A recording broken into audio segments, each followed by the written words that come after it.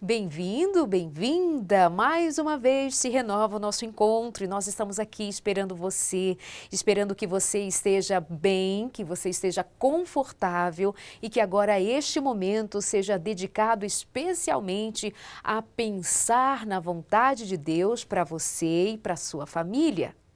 É possível que eu esteja falando agora, que nós estejamos agora chegando à casa de alguém que está desacreditado, desanimado, sem esperança, que já não vê mais saída para o seu casamento, que está infeliz com a sua vida familiar, ou que está sozinho, que está triste por justamente não ter alguém para compartilhar a vida. Calma, nós queremos dizer a você algo sobre todas as coisas. Tenha esperança. E quando falamos de esperança, não estamos falando de alguma coisa que pode dar certo, de uma possibilidade entre milhares de que alguma coisa aconteça e tudo vá bem em sua vida. Quando falamos de esperança, estamos falando de ter certeza. Nós temos certeza por conta da confiança que temos na palavra de Deus e da repercussão que a palavra de Deus traz sobre a vida daqueles que nela confiam, é que nós podemos dizer a você: tenha confiança plena, descanse, entregue-se, apresente a Deus todas as suas dificuldades, todas as suas frustrações, apresente a Deus a sua família, apresente a Deus também as suas alegrias e descanse. Aconteça o que acontecer, Deus está no controle de todas as coisas. Não temas, conhece essas palavras? Não temas, não te espantes, o Senhor nosso Deus é o nosso Deus e luta as nossas lutas. Ou seja, apesar dos pesares, acredite, Deus tem plenitude de alegrias para a sua vida. Mas é preciso ter um encontro com a palavra de Deus. O que Deus planejou para você e para sua família? O que Deus tem a dizer a você, marido, a você, mulher, aos filhos, a todos nós? Deus tem todas as instruções em sua palavra deixada para você e para mim. Peça o curso bíblico que nós preparamos com muito carinho para você, todo ele extraído da palavra de Deus e revestido de uma linguagem cheia de conhecimento, vindo da psicologia, do conhecimento humano, mas a sua estrutura é toda montada na palavra de Deus para te ajudar a pensar como movimentar-se em família para criar um ambiente de paz, um ambiente de alegria, para ser uma família abençoada, rica da bênção e da presença de Deus. Entre em contato com a gente no e-mail que aparece aí, família@novotempo.com, família@novotempo.com. Faça isso, nós queremos mandar para você de presente, o nosso carinho para você, um carinho prático, de um jeito prático. Você recebe em casa a revista que nós queremos enviar para você, com todo respeito por você e a sua família. E aqui, durante toda a semana, estamos separando um tempo para dizer a você coisas importantes, só coisas importantes. Uma delas, que a sua saúde física repercute na sua saúde mental e também na sua saúde espiritual. A palavra de Deus nos diz que Deus se importa que você vá bem com a sua vida em família, prosperando de todas as maneiras e que a sua saúde se estabeleça. Portanto, chega agora para dar dicas de saúde para a gente, o Dr. Ricardo Vargas. Aproveite, faça anotações e se planeje, tome resoluções de fazer algo diferente na sua vida a partir de agora. Quantos estariam salvos se Cristo voltasse agora? Talvez você tenha sido surpreendido com a minha pergunta, por isso eu vou repeti-la. Você se acha salvo? Não sei qual foi sua resposta, mas se você ficou com dúvida, isso pode ter acontecido porque nós nos reconhecemos como pecadores, porque nós sabemos quem somos. Ninguém conhece melhor a cada um de nós do que nós mesmos. Mas a Bíblia fala algo extremamente interessante a respeito do assunto. Vamos ler na nossa Bíblia. Em João, capítulo 1, verso 29, nós lemos os seguintes dizeres. No dia seguinte, viu João a Jesus, que vinha para ele, e disse: Eis o Cordeiro de Deus, que tira o pecado do mundo. Esta cena acontece logo antes do batismo de Jesus. Repare que no texto, João afirma que Jesus é o Cordeiro de Deus e que ele tira o pecado do mundo.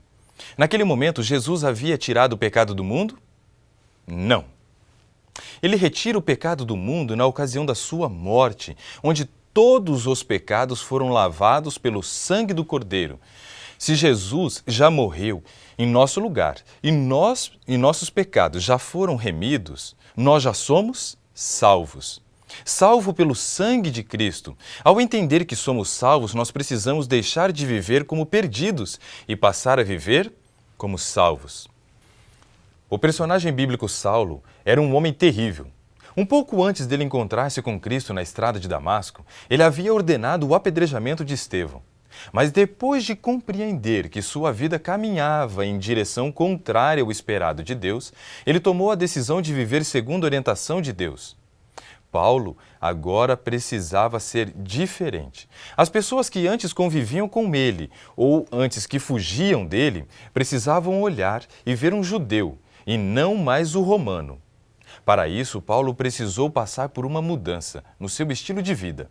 Começou a viver como judeu, a comer como um judeu, beber como um judeu e vestir-se como judeu. Ele comportava-se agora como um judeu e também precisava falar como um judeu. Paulo se tornou um legítimo judeu. Mas, no início, o povo judeu não o aceitou. Era difícil para o povo assimilar que aquele que antes era o seu perseguidor, agora fazia parte do seu povo. Em 1 Coríntios, no capítulo 10 e no verso 31, Paulo começa a descrever a mudança. Assim quer vocês comam, bebam ou façam qualquer outra coisa, façam tudo para a glória de Deus. Esta é a primeira motivação e talvez a grande motivação para a nossa mudança, fazer escolhas para a glória de Deus. Quando aceitamos o convite de Cristo para fazer parte do aprisco do Senhor, precisamos entender que não são os nossos desejos que devem motivar nossas escolhas, mas nossas escolhas devem ser motivadas para a glória de Deus. O lar de um cristão, ele precisa ser diferente. Paulo, depois de aceitar a Cristo, começou a mudar sua vida e da mesma forma, nós, e nossa casa precisa passar por uma transformação. Afinal, as pessoas devem notar mudança em nós. Paulo ainda continua trazendo instruções no verso 33 de 1 Coríntios capítulo 10. Fazei como eu, em todas as circunstâncias, procuro agradar a todos, não buscando o meu próprio interesse, mas o interesse de todos, para que todos sejam salvos. Esse texto ele precisa ser analisado por partes. Em todas as circunstâncias, procuro agradar a todos. Aqui Paulo fala que no seu processo de mudança, ele buscava ser agradável com todos que estavam à sua volta. Faz parte do estilo de vida de um cristão ser agradável para com as pessoas que convivemos, gostando ou não você dela. Não busco os meus próprios interesses. Essa é a frase que deve causar um grande impacto sobre a nossa vida. Paulo diz que a sua mudança de estilo de vida não é buscando seus próprios interesses. Geralmente vejo muitas pessoas decidindo fazer uma reforma de saúde, mas infelizmente a grande motivação para a maioria é a presença de uma doença. Não acho que esta seja a melhor motivação. Segundo as palavras de Paulo, a mudança não deveria ser buscando nossos interesses e quando mudo por causa de uma doença, espero ser curado, se obedecer. Ou seja, o meu interesse falou mais alto. Paulo encerra esse versículo dizendo que não é buscando os nossos próprios interesses, mas os interesses dos outros para que eles possam ser salvos. O mundo ele vive sem esperança, então temos que atender a sua necessidade. O mundo está doente, então temos que levar saúde para eles. Temos que atender suas necessidades, sendo que a maior delas é a salvação. Como família cristã, se buscarmos viver segundo o estilo de vida proposto por Deus, temos muito a contribuir para aqueles que estão sofrendo. Seremos os portadores das boas novas que eles precisam. Obrigada, doutor Ricardo, que volta amanhã com mais dicas de saúde, com mais reflexões.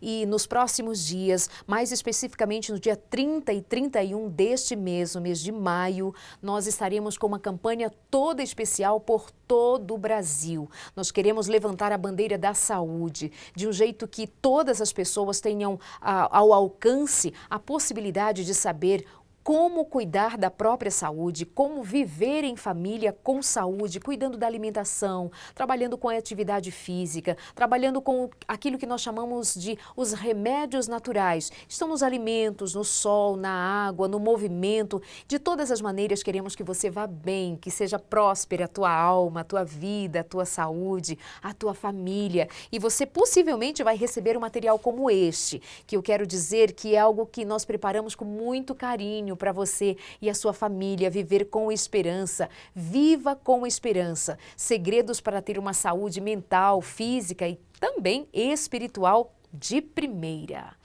Agora nós vamos nos deleitar, deixar o coração preparado para ouvirmos a palavra que está pronta, preparada para hoje com o pastor Alejandro Bulhon. Para que o nosso coração agora calme-se e prontifique-se a ouvir a vontade de Deus para você, uma canção, com muito carinho, a presença do pastor Ronaldo Arco.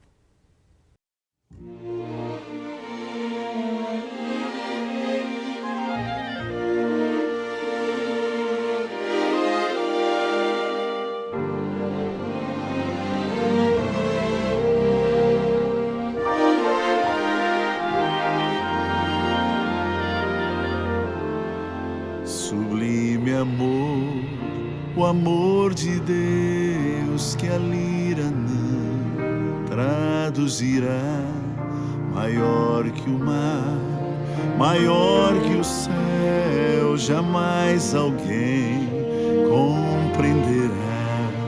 Ao pecador em aflição, seu Filho Deus entregou. Ao sofredor deu ele a mão e perdoou o mal. Sublime amor, o amor de Deus, quão insondável tu és, sempre a cantar tão grande amor, estarão os salvos no céu.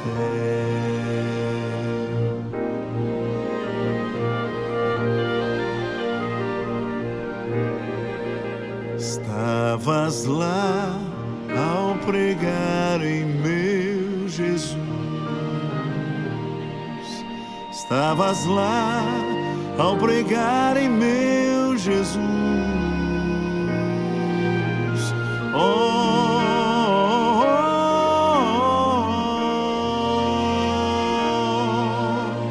Nisto pensando quanto tremo,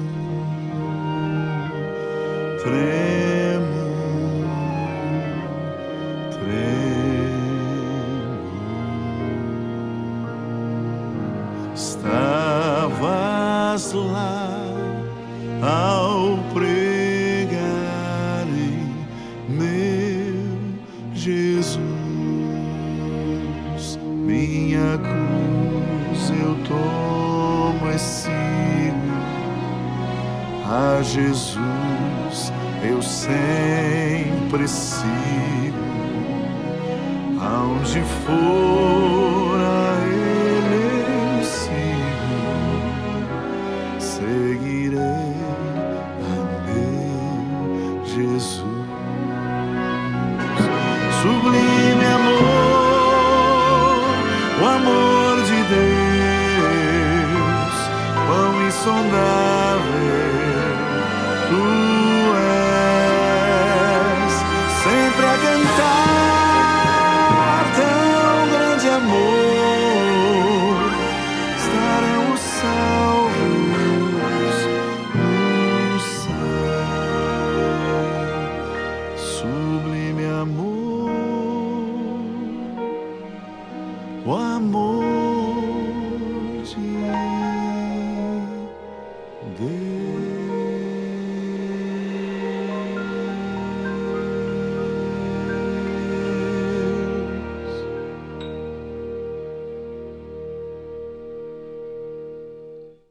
Olá, meu amigo. Vamos abrir a palavra de Deus. Em Mateus capítulo 14, versos 26 até o 30. Sabe, a palavra de Deus tem um poder inexplicável. A própria Bíblia diz que no princípio, quando não havia céus nem terra, pela palavra de Deus foram criados os céus e a terra. Porque Ele disse e tudo veio à existência. Ele disse, a palavra de Deus. Agora, séculos depois, quando Jesus esteve nesta terra, encontrou um dia um paralítico. 38 anos paralítico, não andava, não caminhava. Veio novamente a palavra de Deus, agora nos lábios do Senhor Jesus Cristo. Disse para o paralítico, levanta-te, toma teu leito e anda. E pela palavra de Deus, o paralítico se levantou e andou. Esse é o poder da palavra de Deus. Em outra ocasião, o Senhor Jesus encontrou um cadáver. 4 dias já estava morto. Era seu amigo Lázaro. Já cheirava mal. Já estava em estado de decomposição. Novamente veio a palavra de Deus. Lázaro, sal para fora. E pelo poder da palavra de Deus, o cadáver ressuscitou. Agora, tem um pregador do século XVIII que disse que, por ocasião da ressurreição de Lázaro, Jesus disse, Lázaro, sal para fora.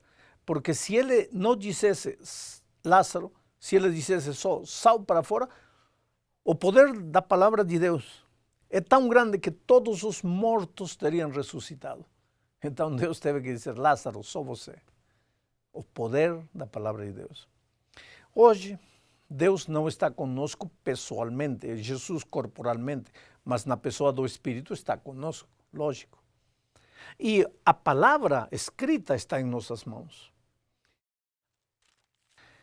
Através da palavra de Deus, você pode ouvir a voz de Deus. Então, com isso em mente, vamos ler o texto bíblico agora, a partir do versículo 30, Mateus 14, diz assim, e os discípulos ao verem-no andando sobre as águas, ficaram aterrados e exclamaram, é um fantasma. E tomados de medo, gritaram.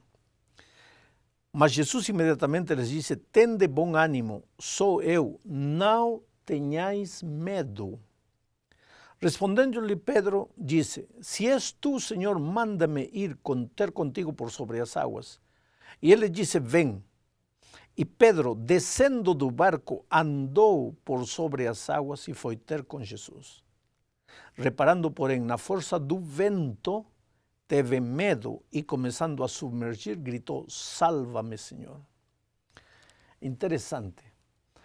A palavra medo se repete 3 vezes neste texto. 3 vezes. Os discípulos estavam com medo. Se você me perguntar, pastor, os discípulos aquela noite no mar de Galileia tinham um problema? Claro que tinham. Qual era o problema? Não era a tempestade, não era a tormenta, não eram os trovões, não era a escuridão, não era o mar agitado. Tudo isso era verdade. Havia mar agitado, havia tormenta, tudo era verdade. Mas o problema deles não era isso.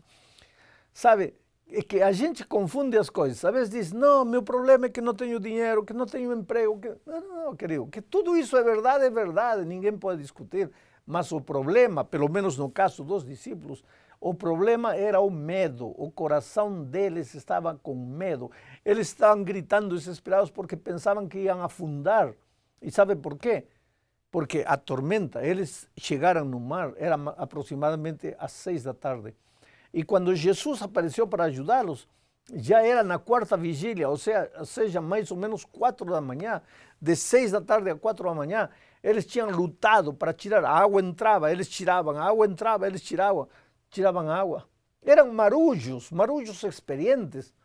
Jesus chamou quando eles estavam pescando, eram pescadores bravos. Você acha que uma tormentinha qualquer ia assustar eles? Não. Mas o que acontece? Às 4 da manhã, pues já estavam cansados, já não tinham força. Eles pensaram, estamos mal, vamos morrer, estamos afundando. Interessante. o medo leva a você a ver as coisas completamente distorcidas. Eu estava vindo uma vez de Madrid para aqui, para São Paulo, e o barco começou a passar por uma turbulência terrível. O barco caiu assim num bache, assim, num buraco de ar, numa bolsa dessas, que eu senti que agora chegou o meu fim. E me acurruquei aí, e vamos fazer o quê? Me abaixei aí para ver o que vai acontecer. E a turbulência durou alguns segundos. Agora, eu via o que o medo é capaz de fazer. Pessoas tentando correr para a porta. Agora me diga uma coisa. O avião lá em cima, 11.000 metros de altura, por que as pessoas estão correndo para a porta? É que o medo te impede de ver as coisas. O medo torce a realidade. Uma pessoa com medo não enxerga a realidade, exagera a realidade. Sabe que o grande problema no casamento, nas relações em geral, é o medo. Porque para você se relacionar bem com as pessoas, tem que se relacionar sem medo. Uma pessoa com medo não se relaciona bem com as pessoas. Por quê? Porque tem medo de perder, tem medo de pedir perdão, tem medo de reconhecer que errou, tem medo de pedir uma nova oportunidade. Medo. Por trás desses homens muito valentes, machos aí, que sempre ganham, que eu sou o chefe da casa, aqui quem dá as ordens sou eu. Há seres humanos cheios de medo, coração de medo. O medo destrói relacionamentos. Quantos lares foram acabados simplesmente pelo medo do marido, o medo da mulher? Pessoas com medo são capazes de conviver de maneira sadia. Eu vou te contar uma história engraçada que ensina uma grande lição. Eu sempre digo que eu não tenho medo de muita coisa. Eu diria, eu não tenho medo de nada, sabe? Nem da morte. Mas se você colocar um sapinho na minha frente, eu saio correndo. Agora, eu sempre, foi uma inquietação minha, como eu, capaz de vencer qualquer coisa, saio correndo diante de um sapo. E isso me perturbava a vida toda. Hoje eu entendo por quê. Porque um dia meu pai me contou que quando eu era criancinha, pequenino, assim, um sapo pulou em cima do meu peito e todo mundo gritava, todo mundo chorava, todo mundo fazia escândalo e ninguém tirava o sapo de mim.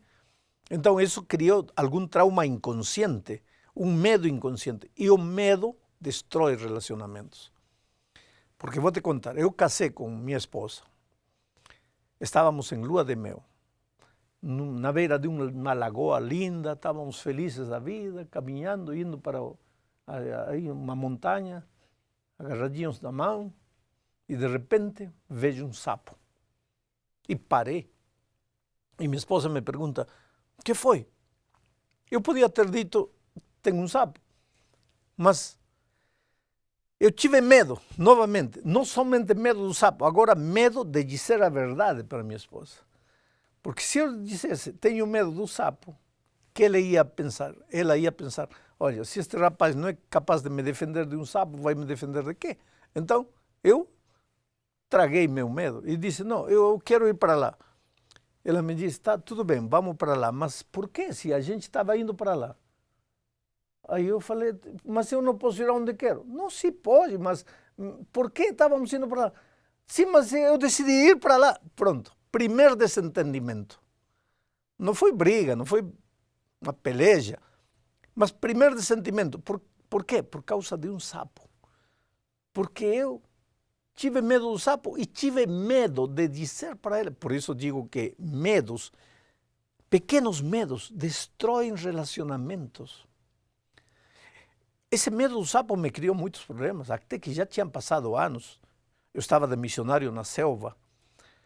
Minha esposa já estava trocada de roupa para ir para a igreja. Eu chego de jogar futebol, decido entrar no chuveiro. E quando entro no chuveiro, vejo um sapinho pequenino aí na parede.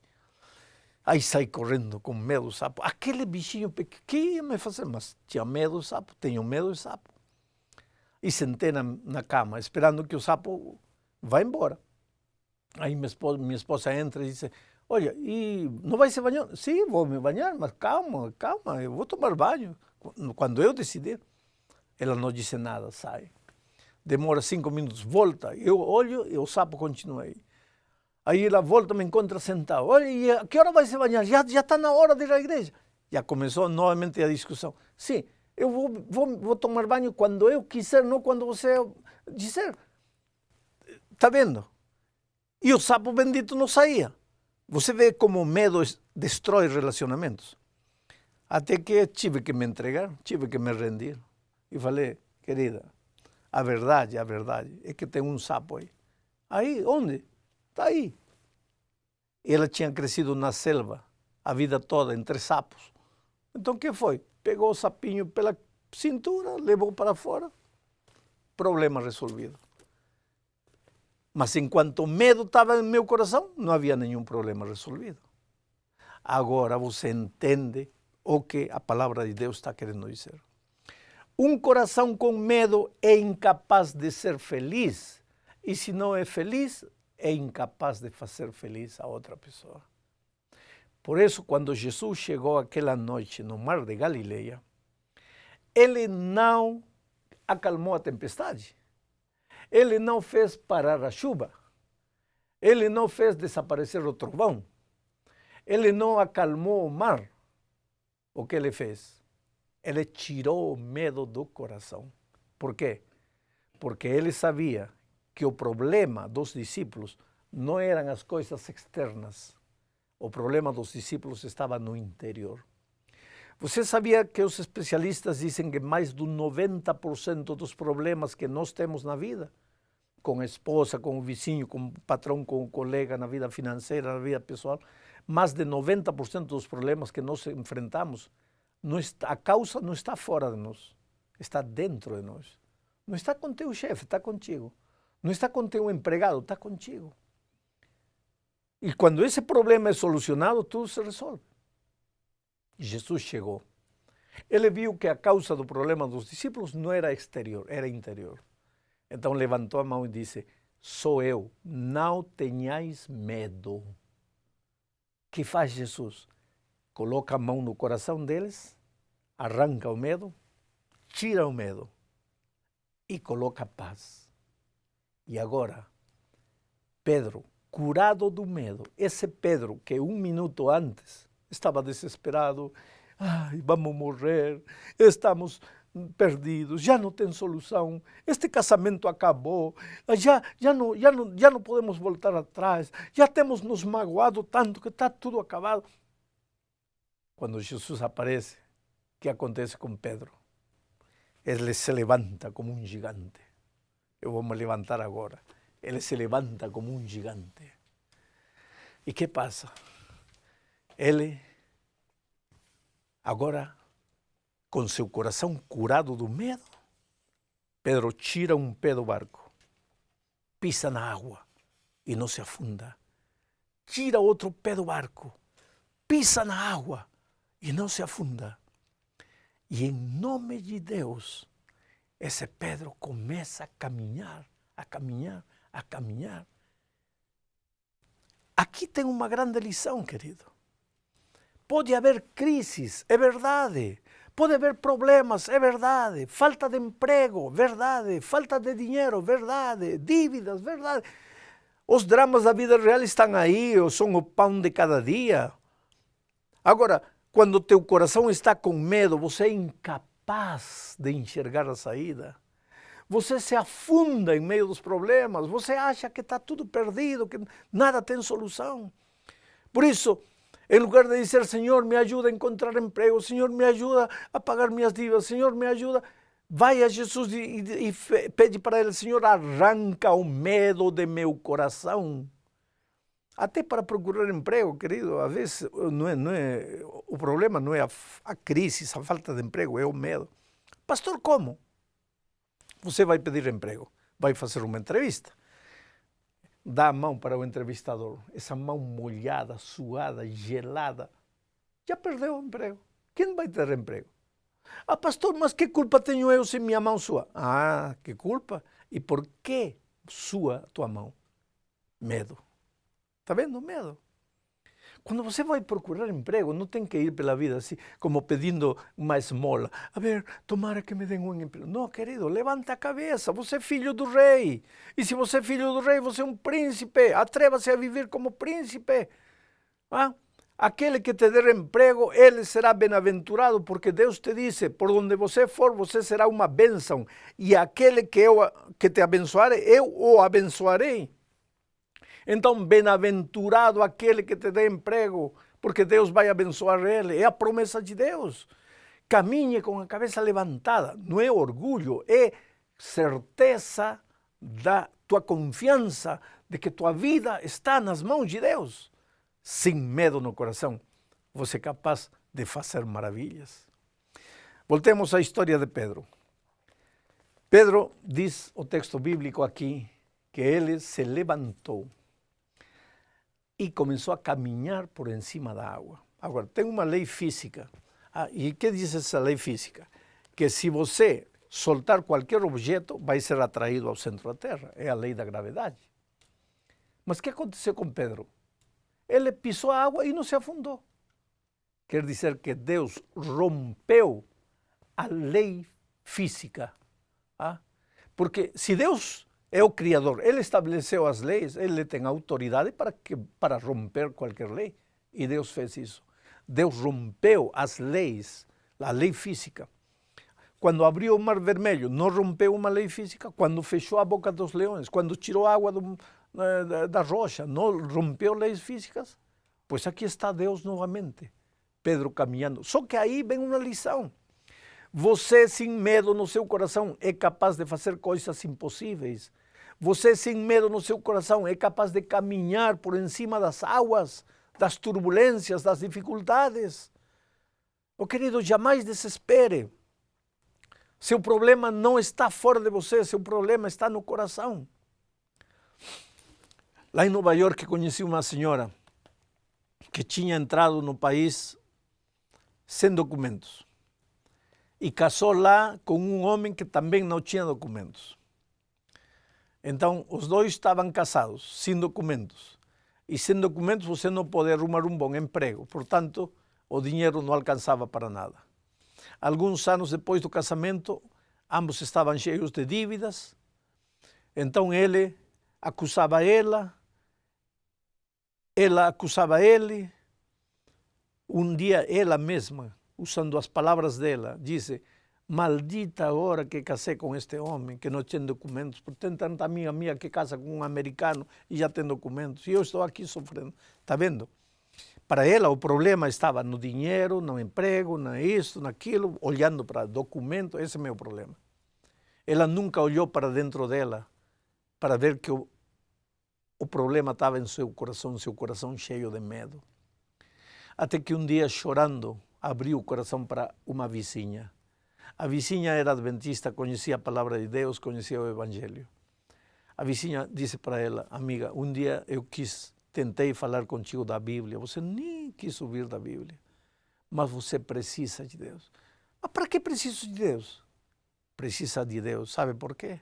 E agora vou te explicar. Veja, querido, você um dia saiu das mãos de Deus. Você saiu das mãos de Deus. E se você saiu das mãos de Deus, jamais estará completo até não se devolver a Deus. Aí, em Deus, você está completo. Se você sai de Deus e vive afastado de Deus, como vai ser completo? Vai estar faltando, vai estar vazio. Teu coração cheio de medo, cheio de complexos, cheio de traumas. Mas outro dia alguém disse para mim: mas eu não acredito em Deus. Então como você está vivo? Isso é o fruto da evolução. Bom, essa também é uma possibilidade. Você pode ser fruto da evolução, mas se você for fruto da evolução, a tua vida é uma casualidade, é um acaso. Você, de onde veio? Uma explosão cósmica. Não havia uma vontade, não havia um propósito por trás da sua existência. Sua existência nesta terra é um acidente. Então você não sabe de onde vem, não sabe para onde vai. Tudo que acontece na sua vida é acidente. Que sentido tem a vida desse jeito? Eu prefiro acreditar no que a palavra de Deus diz. Que Deus, um Deus de amor, me criou por amor. E esse Deus se preocupa por mim. E mesmo que as coisas não estejam dando certo, Deus está no controle da minha vida. E se eu entrego meu coração a Ele, Ele tira o medo do meu coração. Coloca a paz em meu coração. E então, com paz em meu coração, eu sou capaz de enfrentar as lutas mais difíceis da vida. Pois então, esta mulher começou a ler a Bíblia. E a Bíblia é interessante. Tem muita gente que tem medo de ler a Bíblia, sabe por quê? Porque a Bíblia tem coisas que você, se nunca leu a Bíblia, pues não sabe. Então tem que aprender. E que coisa é aprender? Aprender é sair do terreno que você conhece e pisar o terreno que você não conhece. Porque se você sempre dá voltas em círculo dentro daquilo que conhece, que está aprendendo? Não está aprendendo nada. Para aprender tem que sair do conhecido e entrar no desconhecido. E tem muita gente que tem medo de estudar a Bíblia porque tem medo de entrar no desconhecido. E eu confesso que se você estudar a Bíblia, há coisas que vão te surpreender. Há coisas que vão te assustar. Há coisas, eu sempre digo, veja, vamos dizer que eu estou com o rosto manchado aqui de carvão. E eu não sabia, feliz da vida, ando tranquilo porque eu não vejo. E um dia olho no espelho e descubro, ai, me assusto, como estive andando assim? A Bíblia é como um espelho. Você está feliz da vida vivendo como está vivendo. Um dia encontra a palavra de Deus. Você vê no espelho a palavra de Deus e você se assusta porque você descobre coisas que você não conhecia. Mas, querido, esta mulher começou a estudar a Bíblia e descobriu que seu problema era o medo. Não era que não tinha documento, que não tinha dinheiro, que não tinha emprego. Era o medo. Então foi a Deus e disse, Senhor, arranca o coração o medo de meu coração. Coloca paz em meu coração. E que fez Deus? Atendeu o pedido. E como a Pedro, arrancou medo do coração. Agora, com o coração sem medo, ela aprendeu a ser feliz. Os problemas continuavam, mas ela já não era a mesma. Agora, ela era diferente. Ela começou a enxergar a vida de outra maneira. Porque quando você está com o coração cheio de medo, sabe? Você se afoga num copo de água. O que quer dizer afogar-se num copo de água? Eu vou te dizer, veja. Por favor, afogue-se num mar, que tem lógica. Afogue-se num rio. Afogue-se na piscina. Oh, querido, afogue-se na tina, na banheira. Mas num copo de água. Por quê? Aí está o assunto. Quando o teu coração está cheio de medo, você vê um copo de água como se fosse um mar. Quando Deus liberta você do medo, você percebe que estava se afogando num copo de água. Não é que Deus faz desaparecer os problemas. Deus muda teu coração, te dá outra visão, te dá uma visão vitoriosa. E você, em nome de Deus, é capaz, como Pedro, de andar por cima do mar. É por isso que Romanos capítulo 5, versículo 1 diz: justificados, pois, pela fé, temos paz para com Deus. Paz. Paz. Porque a primeira coisa que Deus te dá quando você vai a Ele é paz. Porque o primeiro sentimento negativo que o inimigo colocou no coração de Adão e Eva quando se afastaram de Deus foi o medo. Deus chegou à tarde ao jardim e Adão falou, tive medo e me escondi. Medo. Antes da entrada do pecado não existia medo. O diabo colocou medo no coração de Adão e Eva, como dizendo assim, se eu colocar medo no coração deles, já não preciso fazer nada. Eles sozinhos vão morrer, o medo vai acabar com eles, o medo vai destruí-los. E é a verdade, corações com medo são corações paralisados. medo de amar, medo de pedir perdão, medo da vida, medo da morte, medo do futuro, medo do passado, medo. Você não pode viver com medo, o medo não te deixa ser feliz. Por isso, quando você lhe entrega o coração a Jesus, o que faz Jesus? Coloca paz. E agora com paz, a vida cobra outro matiz. Agora você, onde via só derrota e fracasso, agora você vê oportunidades. Eu sempre digo que para os filhos de Deus não existem derrotas. Para os filhos de Deus, cada derrota é a oportunidade de fazer, de alcançar a vitória de uma maneira diferente. Vou repetir. Para os filhos de Deus não existem derrotas. Para os filhos de Deus, cada derrota é a oportunidade de fazer as coisas de uma maneira diferente para alcançar a vitória. Jesus está a teu lado. Vê a Ele como você estiver. Leva teu coração. Outro dia alguém me disse, pastor, minha vida está acabada, como posso ir a Jesus? Assim como você estiver. Lembra do filho pródigo? Como foi o filho pródigo a Jesus? Cheirando a porco, cabelo sujo, unhas largas, cheirando mal, foi aí. E o pai teve nojo dele. Querido, Deus jamais terá nojo de você. Para Deus você é a coisa mais preciosa, Ele te ama como você é. O pai abraçou o filho, beijou o filho.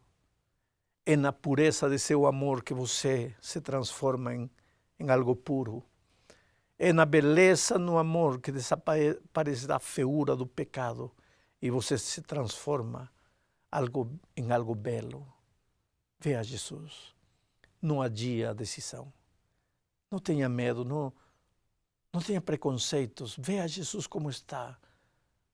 Diga para Ele, Senhor, tenho tanta dificuldade para crer, mas eu sei que preciso crer, mas não consigo. Ajuda-me a crer. E deixa que Ele faça o que você não pode fazer. Deus te abençoe. Por hoje é só, mas não é só isto que Deus quer fazer por você. Ele quer fazer muito mais. Tem algo a mais que o Espírito Santo vai continuar fazendo em você. A sua mente vai ser trabalhada por esta palavra de hoje, no movimento que o Espírito faz em você, para te fazer crer nesta palavra, vivenciar esta palavra e agir segundo a voz de Deus. Tudo pode ser diferente aí na tua casa hoje, agora. Experimente que isso é algo que é seu. Acredite, tome para você. Diga, estas palavras ditas hoje foram para mim. Deus manda um recado para mim. Tem jeito, agora. Olhe para quem está do seu lado com um olhar de compaixão, de misericórdia.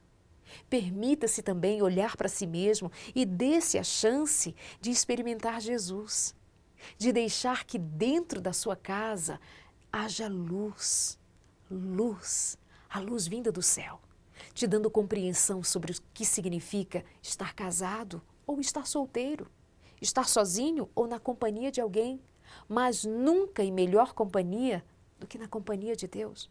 E quando esta companhia é sentida de verdade, eu posso experimentar na prática que algo novo se faz. Famílias Restauradas volta amanhã. O nosso encontro será renovado. Mas neste encontro, renova-se sobretudo a verdade de Deus, que você é amado do coração de Deus e que você tem no lugar do plano de Deus um lugar especial. Um sentido novo se dá quando você crê que esta palavra te pertence. Que Deus te abençoe. Peça o curso bíblico hoje, um curso bíblico que tem como tema principal a saúde e o bem-estar da família. Entre em contato com a gente, fale a respeito de você, diga o que está acontecendo aí na sua casa e renove o compromisso de estar com a gente aqui amanhã para mais um encontro especial. Escreva para a gente, família@novotempo.com. Queremos manter contato com você, queremos você aqui, bem pertinho da gente. Um beijo e a gente se encontra amanhã. Até lá.